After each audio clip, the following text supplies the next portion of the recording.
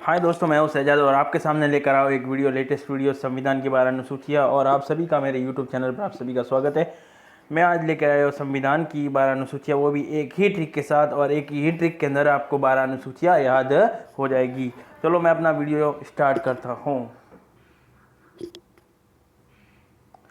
सबसे पहले आपको बताना चाहता हूँ कि एक जो ट्रिक होगी, उस ट्रिक हमारी ट्रिक ये होगी, एसएस और एससी जनसभा से बदला पंचनगर। खाली एक छोटी सी ट्रिक है, अगर ये ट्रिक आपको याद हो जाती है तो इससे आपको 12 अनुसूचियाँ याद हो जाएगी। तो प्रथम पहली अनुसूची से अपन ये याद करते हैं। इस पहले एस से आपको ध्यान रखना है, एस से अपन को स्टेट ध्यान रखना है। पहली अनुसूची क्या कहती है? राज्य व संघ राज्यों के नाम व क्षेत्र। इस पहली अनुसूची में क्या है, आपने जो हिंदुस्तान के अंदर कितने स्टेट्स है, कितने केंद्र शासित प्रदेश है, उन सभी का उल्लेख पहली अनुसूची के अंदर दिया गया है।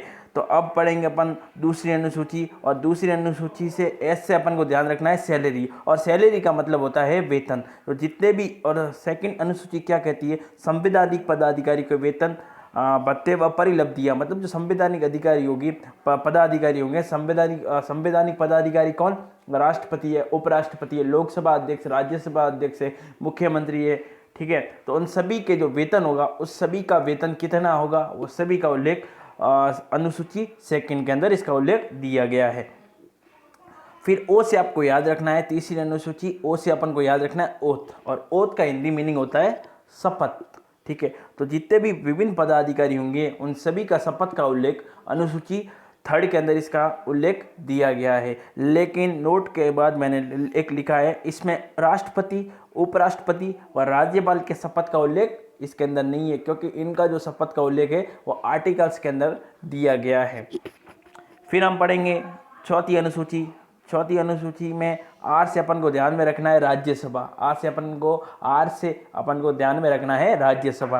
राज्यसभा मैं पढ़ रहा हूँ चौथी अनुसूची। राज्य और केंद्र शासित प्रदेशों में राज्यसभा के सीटों का आवंटन। मतलब राज्य और केंद्र शासित प्रदेश के अंदर राज्यसभा की कितनी सीटें होगी, उन सीटों का आवंटन इसके अंदर दिया गया है। और सीटों का आवंटन किस तरह होगा? जनसंख्या के अनुसार। जहाँ की जनसंख्या ज़्यादा होगी तो वहाँ पे जहाँ की जनसंख्या ज़्यादा होगी तो वहाँ पे राज्यसभा की सीटें भी ज़्यादा होगी, और जहाँ पे जनसंख्या कम होगी तो जहाँ पे जनसंख्या कम होगी तो वहाँ पे क्या राज्यसभा की सीटें भी क्या होगी? कम होगी। लेकिन फॉरेन के अंदर क्या होता है, अदर कंट्रीज़ के अंदर क्या होता है, ज़्यादातर ये होता है कि राज्यसभा की जो सीटें होती है वो सबको एक जैसी मिलती है। किसी को 10 मिली तो सबको 10 मिलती है। अब अपन पढ़ेंगे पांचवी अनुसूची, और एससी से अपन को ध्यान रखना है शेड्यूल एरिया। क्या याद रखना है? Schedule area. शेड्यूल एरिया मतलब अनुसूचित तथा जनजातीय क्षेत्र। ठीक है, पांचवी अनुसूची से अपन को याद रखना है शेड्यूल एरिया। अनुसूचित और जनजातीय क्षेत्र के प्रशासन तथा जनजातीय तथा नियंत्रण के बारे में उपबंध। मतलब पांचवी अनुसूची के अंदर जहाँ का अनुसूचित और जनजातीय क्षेत्र होगा, वहाँ का प्रशासन कैसा होगा, उसके बारे में इसके अंदर उल्लेख दिया गया है, उपबंध दिए गए हैं।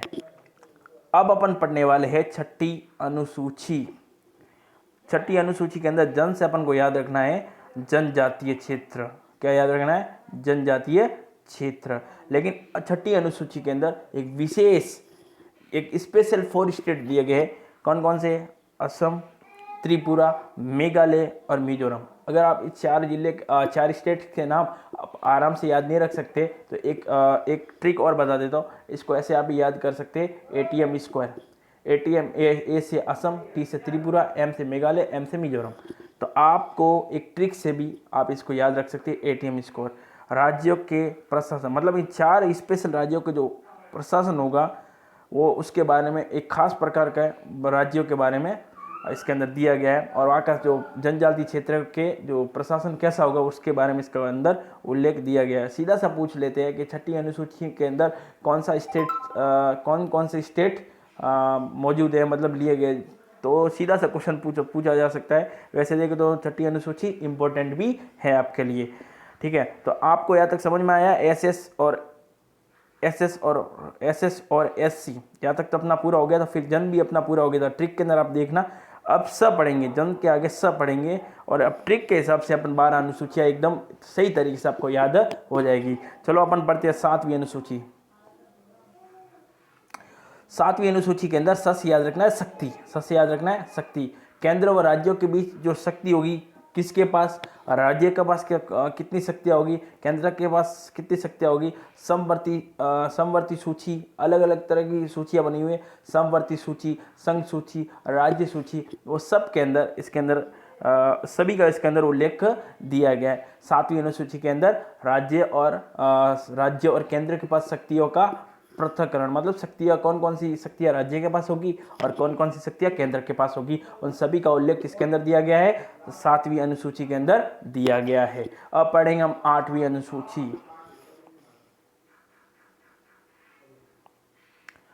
8वीं अनुसूची के अंदर ट्रिक के अंदर आगे आपको लिखा होगा बा लिखा होगा, बा से आपको याद रखना है भाषा। क्या याद रखना है, भाषा।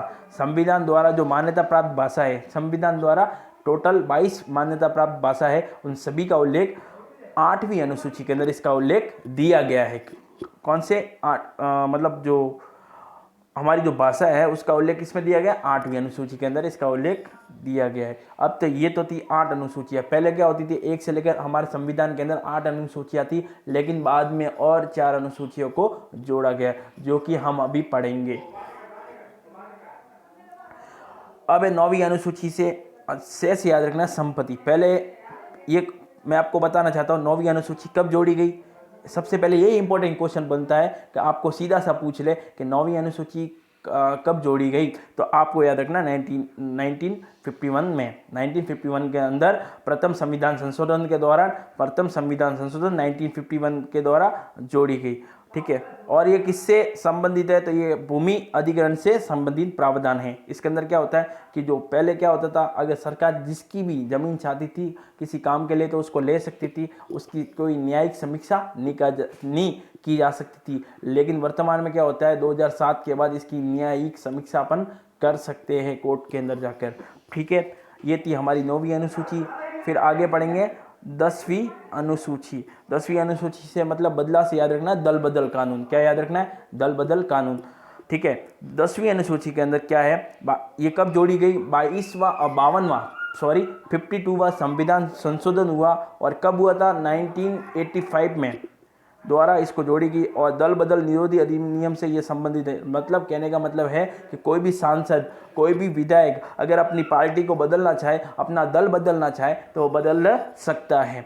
तो ठीक है, तो ये थी हमारी 10वीं अनुसूची, और आपको समझ में भी आई होगी। लेकिन मैं आपको बात बताता हूँ, 9वीं, 10वीं, 11वीं और 12वीं, ये 4 अनुसूचियाँ आपको इंपॉर्टेंट है, एग्जाम के लिए पूछ भी सकते हैं। कौन सी 11वीं अनुसूची कौन सी है, 12वीं अनुसूची कौन सी है, 10वीं कौन सी है, पहली कौन सी है, तो किससे रिलेटिव है, तो ये सब इसके अंदर पूछे जा सकते हैं। अब पढ़ेंगे 11वीं अनुसूची। 11वीं अनुसूची पंचायत से, पंच से याद रखना पंचायत। 73वें संविधान संशोधन 1992 द्वारा जोड़ी गई थी। ठीक है, तो पंचायत जो पंचायत थी, जो पंचायती राज से संबंधित, ये इसके अंदर पंचायत के बारे में उल्लेख है, और इसके अंदर कुल कितने विषय है, 29। इसके अंदर कुल 29 विषय है। सीधा सा पूछ ले कि 11वीं अनुसूची किससे रिलेटिव है, किससे संबंधित है, तो आपको ये याद रखना है। उसके बाद अपन पढ़ते हैं 12वीं अनुसूची। 12वीं अनुसूची।